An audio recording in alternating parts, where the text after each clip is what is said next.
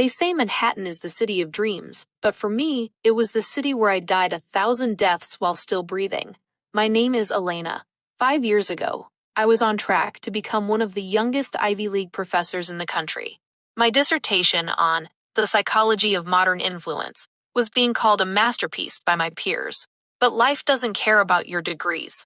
When my younger brother Leo was diagnosed with a rare degenerative nerve disease, my world collapsed. My parents were gone, and I was all he had. The medical bills didn't just stack up, they became a mountain that threatened to bury us. I had to drop out.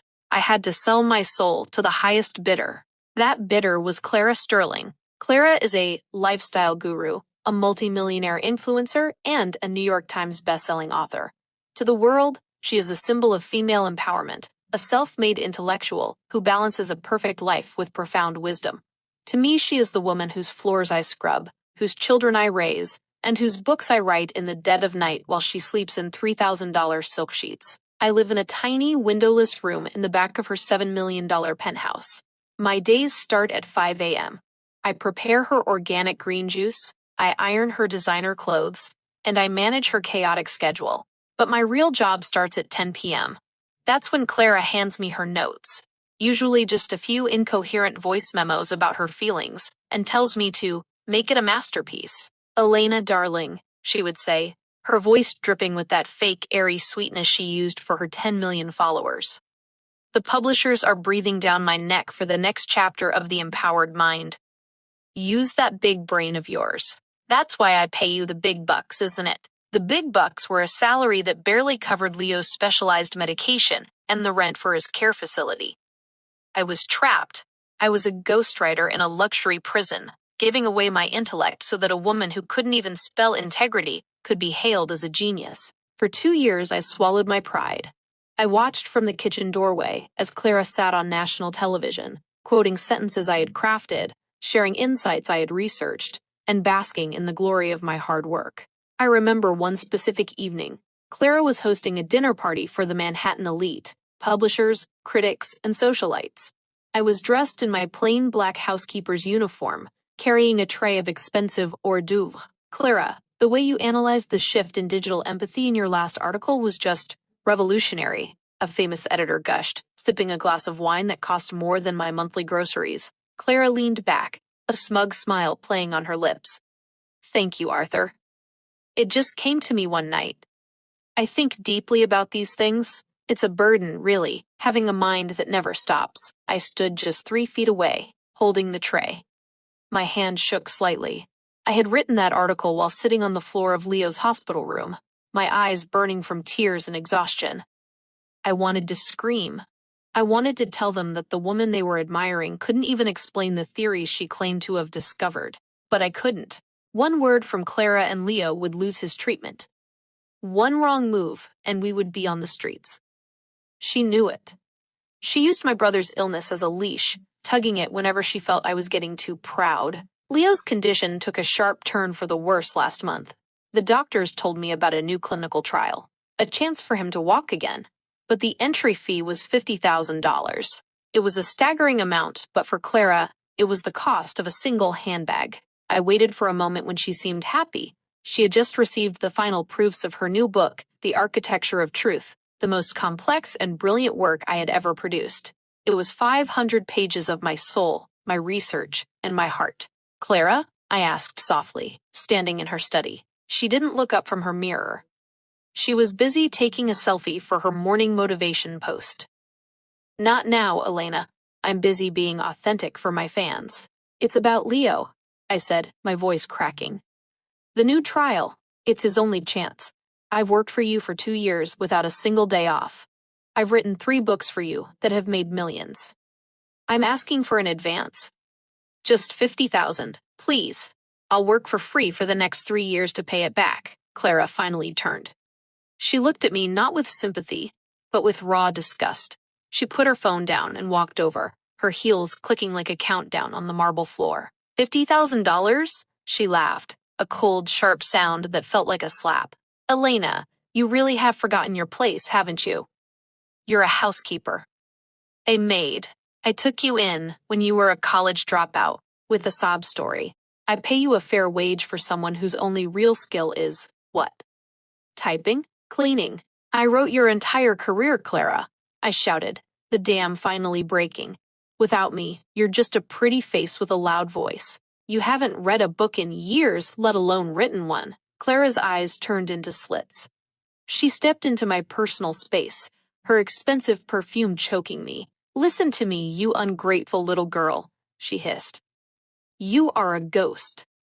And ghosts don't have bank accounts. They don't have rights. If you ever, and I mean ever, mention that advance again, or if you dare to think you're my equal, I will fire you.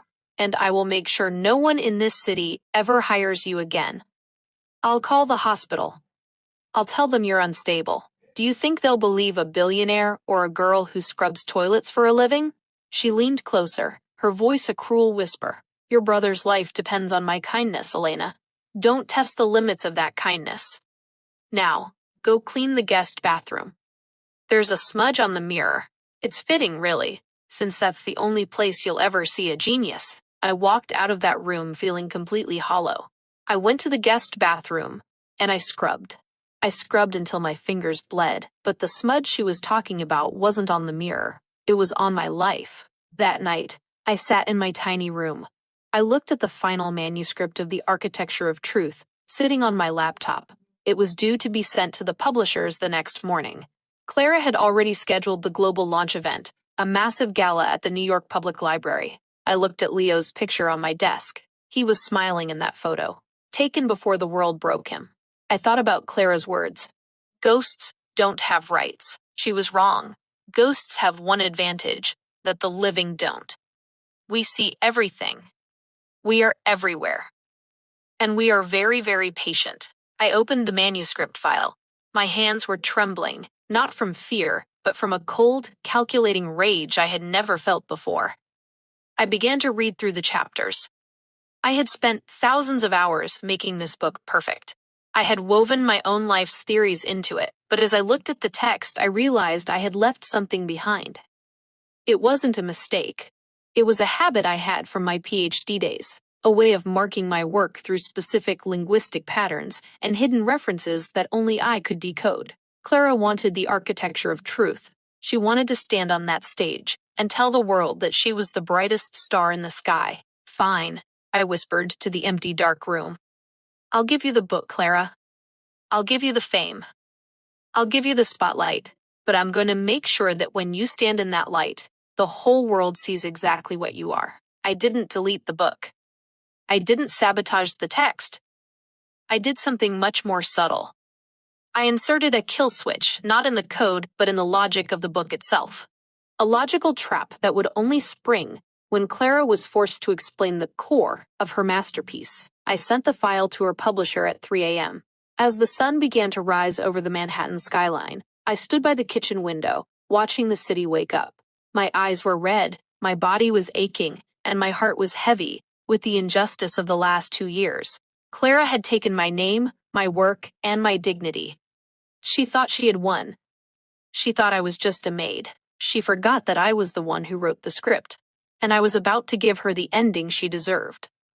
The next 3 months were a blur of high-stakes tension and agonizing silence. Clara's new book, The Architecture of Truth, was being hailed as a, quote, masterpiece of modern philosophy even before its official release. The publishers had spent millions on marketing. Clara's face was on every digital billboard, from Times Square to Sunset Boulevard. To the world, she was a goddess of intellect. To me, she was a parasite who didn't even know that the kill switch I had embedded in her book was ticking like a time bomb. I spent my nights caring for Leo. His condition was stable, but the clinical trial was his only hope for a real life. Every time I looked at his pale face, my resolve hardened. I wasn't just doing this for revenge. I was doing this for justice. I was doing this to reclaim the mind that Clara had tried to steal and bury in a guest bathroom. Elena, Clara called out one morning, her voice filled with a manic sort of excitement. She was surrounded by 3 stylists, her penthouse cluttered with racks of designer gowns for the upcoming launch gala. The pre-orders are through the roof. The New York Public Library event is sold out. Even the governor is coming. Can you believe it? I was kneeling on the floor, pinning the hem of her $10,000 gold sequined dress. "It's quite an achievement, Clara," I said, my voice devoid of any emotion. "It is, isn't it? And don't worry," she said, looking at her reflection with a smug grin. "I'll give you a little bonus after the gala. Maybe $1,000? You can buy something nice for that brother of yours. See? I'm not as heartless as you think. $1,000. For a book that was set to make her 10 million, it was the ultimate insult. A tiny crumb thrown to a starving person by someone sitting at a feast. "Thank you, Clara," I whispered, my eyes fixed on the sharp needle in my hand. "You're far too kind." What Clara didn't know was that I hadn't just written a book. I had written a map. During my PhD years, I had developed a very specific, almost mathematical style of prose. It was like a linguistic fingerprint. Every chapter of The Architecture of Truth contained hidden references to my own unpublished dissertation. I had used rare Latin phrases, specific psychological metaphors, and even a hidden acrostic in the third chapter, where the first letter of every paragraph spelled out my mother's name. But the real trap was the logic paradox. In the final chapter, I had written an extremely complex theory about the illusion of authenticity. It was brilliant, but it was flawed, on purpose. It was a logical trap that looked perfect on paper, but if someone were to ask a follow-up question about its core principle, it would collapse. Only the person who actually understood the deep psychology behind it, me, could navigate the answer. I knew Clara wouldn't read it carefully. She never did. She just skimmed the summaries I wrote for her, so she could talk about them in interviews. A week before the launch, I did something dangerous. I sent an anonymous tip to one of Manhattan's most respected and most cynical literary critics, a man named Julian Thorne. Julian was known for tearing down influencer authors. The tip was simple. If you want to see a goddess bleed, ask Clara Sterling to explain the mirror labyrinth theory in Chapter 14 during the live Q&A. Ask her how she reconciled its central conflict. There was no such thing as a named Vance paradox in the public eye. It was my own name. It was bait she wouldn't be able to resist taking. The night of the gala arrived. The New York Public Library's Rose Main Reading Room was transformed into a sanctuary of high-class pretension. The air was thick, with the scent of expensive lilies and the hum of Manhattan's elite. I was there, of course, not as a guest, but as the personal assistant. I stood in the wings, holding Clara's backup makeup kit and her water bottle. I was wearing my plain black uniform. Invisible against the grandeur of the marble pillars, Clara was radiant in her gold dress. She took the stage under a shower of applause. She spoke for 30 minutes, delivering a speech I had written for her, a speech about the power of the individual mind and the sanctity of one's own truth. The irony was so thick I could almost taste it. "And now," the moderator announced, "we will take a few questions from our esteemed guests." My heart began to race. I looked out into the audience. Julian Thorne was there, sitting in the third row, his arms crossed, his eyes fixed on Clara like a predator. He stood up. The room went quiet. "Clara," Thorne began, his voice echoing through the hall. "Your book is a triumph, but I was particularly struck by the mirror labyrinth theory in Chapter 14. It's a bold piece of work. Could you explain for us, in your own words, how you reconciled the central conflict of that theory?" Clara froze for a split second. I saw the panic flash in her eyes, a tiny spark of fear that she quickly tried to hide with a practiced, dazzling smile. The mirror labyrinth," she said, leaning into the microphone, her voice smooth and confident. "It's a fascinating question, Julian. You see, the mirror labyrinth is all about the self-reflection of the soul. I reconciled it by realizing that the conflict isn't a wall, it's a door. It's about the authenticity of the mind's eye." She was spouting word salad. She was throwing out buzzwords, hoping the elite would be too impressed to notice she wasn't saying anything at all. "But Clara," Thorne pressed, his voice getting sharper, "the theory claims one thing about self-perception, yet the underlying logic seems to contradict itself when you dig deeper. How exactly did you bridge that gap?" Clara's smile began to crack. She looked toward the wings, toward me. Her eyes were pleading, demanding that I give her the answer through some invisible signal. I just stood there, my face a mask of stone. Well, as I wrote in the book," she stammered, "it's a journey. It's not something that can be explained in a soundbite. It's a deep, intellectual process that I lived through. The murmurs in the crowd began. The critics were whispering. The intellectuals were looking at each other. They could smell the fraud. This was my moment. I had already set up a secondary kill switch. Earlier that day, I had uploaded a video to a private YouTube link and scheduled it to go public at exactly 9 p.m., which was right now. I had recorded myself, months ago, sitting in my tiny room, writing the very chapters Clara was currently struggling to explain. I had shown the original drafts, the timestamps, and the research papers with my name on them. I had even shown the acrostic of my mother's name hidden in the text. But I didn't just go public. I sent the link to every major news outlet and the personal phones of every board member in that room. Suddenly, phones started buzzing. All at once, it was like a wave of electricity moving through the Rose reading room. People weren't looking at Clara anymore. They were looking at their screens. Julian Thorne looked at his phone, his eyes widening. He looked up at Clara. Then his gaze shifted to me, standing in the shadows of the wings. He saw the girl in the black uniform. He saw the ghost. He stood up again, but this time, he didn't ask a question. He held up his phone so the screen was visible to the cameras. "Clara," he said, his voice cold and final. "We don't need you to explain the theory anymore, because we just found the woman who actually did." The room erupted. Reporters scrambled toward the stage. Clara stood there, her gold sequins shimmering under the harsh lights, looking not like a goddess, but like a thief caught in the act. "Elena!" she shrieked, looking at me, her voice finally losing its airy sweetness. "What did you do? You ruined me." She tried to rush toward me, but she was blocked by a wall of photographers. I stepped out from the shadows. I walked slowly onto the stage. I didn't have a gold dress. I didn't have 1,000,000 followers. I just had the truth. I walked up to the microphone. The room went so quiet you could hear the hum of the air conditioning. "My name is Elena Vance," I said, my voice steady and clear. "And for 2 years, I have been the ghost in Clara Sterling's house. I wrote her words. I researched her theories. I built her architecture of truth while she slept. She called me a maid and a ghost. She told me ghosts don't have rights." I looked directly at Clara, whose face was now a mask of pure terror. "But she forgot one thing," I continued.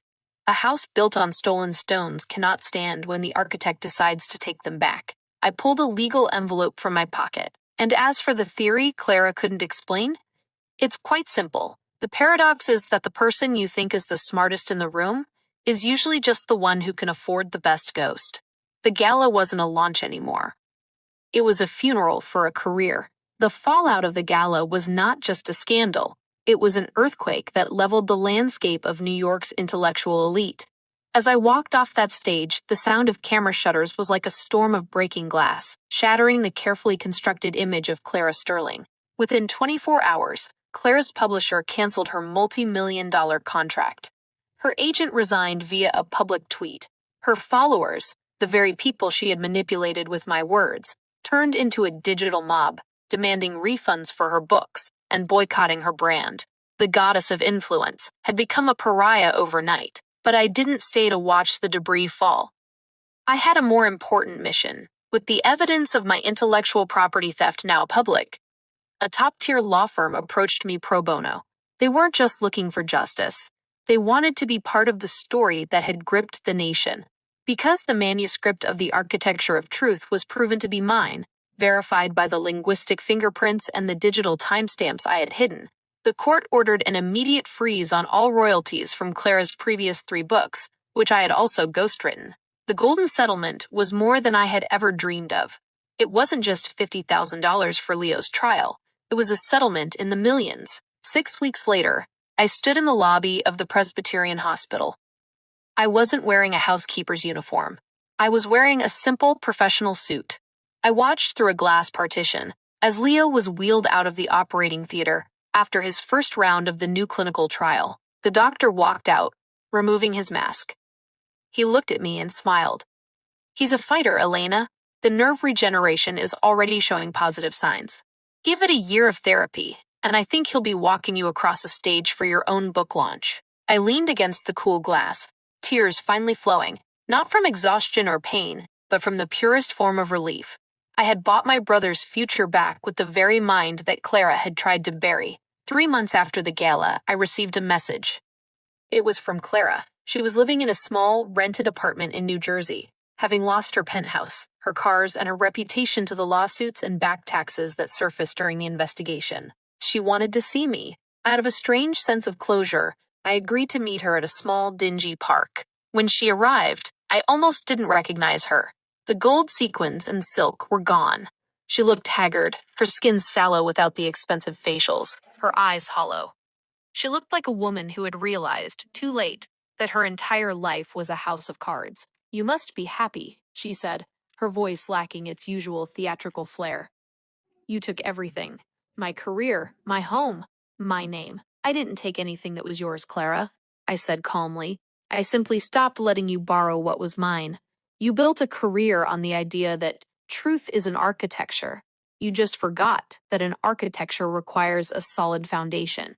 Yours was built on the back of a woman you thought was too small to fight back. I could have made you famous, Elena," she hissed, a final spark of her old arrogance flickering. "We could have been a team. A team implies two people pulling the weight," I replied, standing up to leave.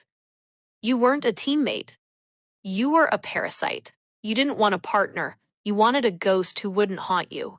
But the thing about ghosts, Clara, is that we eventually find a way to become visible." As I walked away, she shouted after me, "What are you going to do now? Write another book? No one will believe you're that smart without a brand behind you." I stopped and looked back over my shoulder. "I don't need a brand, Clara. I have the ink. And this time, my name is on the cover." A year later, the Rose Main reading room of the New York Public Library was packed once again. But this time, the atmosphere was different. There was no fake influencer energy. There were no golden gowns. I stood on that same stage, looking out at a sea of students, writers, and thinkers. On the podium sat my new book, The Ghost in the Machine, a study of invisible labor. It wasn't a lifestyle guru guide. It was a rigorous, brilliant exploration of how the world relies on the silent work of the many to fuel the fame of the few. Leo was in the front row. He wasn't in a wheelchair. He was leaning on a cane, his eyes bright with pride, standing tall as the audience rose for a standing ovation. I didn't feel like a maid anymore. I didn't feel like a ghost. I felt like the architect of my own destiny. Remember, your intelligence is a treasure that no one can truly steal unless you allow them to own your silence. People in power may try to treat you like a tool or a shadow, but remember, the person who does the work holds the power. Never trade your dignity for a paycheck, and never underestimate the person who cleans your floors, because they might just be the one writing the story of your downfall. I sat at my desk that night, finally writing for myself, with my brother sleeping soundly in the next room. I realized that my revenge wasn't just about destroying Clara, it was about discovering Elena. But it makes me think about the world we live in today. We live in an age of influencers and gurus who seem to have it all figured out. But after hearing my story, it makes me wonder, if every successful person was forced to prove they actually did the work they claimed to do, how many of our idols would still be standing tomorrow? Have you ever had someone take credit for your hard work, and did you speak up or stay a ghost? Tell me your experience in the comments. I'm listening.